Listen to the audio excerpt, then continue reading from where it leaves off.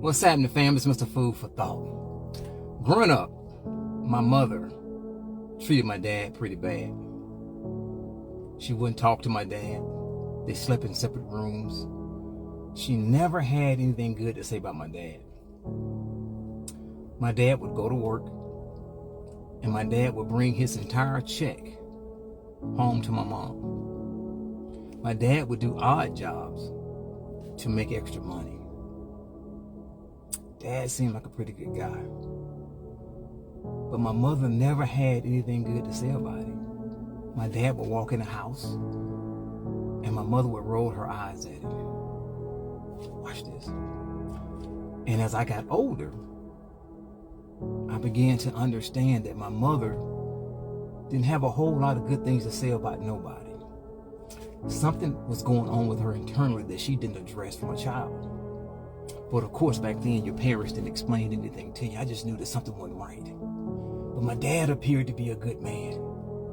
But I assumed my dad was a weak man because my mother disrespected him. And my dad never would open his mouth. Till one day,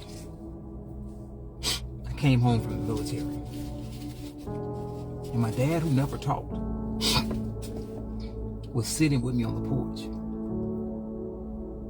And he looked at me and he said, "I bet you want to know why I never said anything back to your mom." I said, "Yes, sir."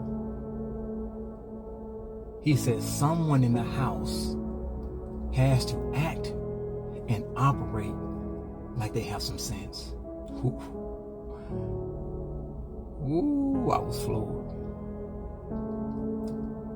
Here's what that taught me. Looking back, my dad didn't talk a lot, but his actions did. And here's what that taught me. It taught me two things. More is caught than taught, number one. And number two, we have to pick our battles. And sometimes picking our battles means that we take low for the greater good.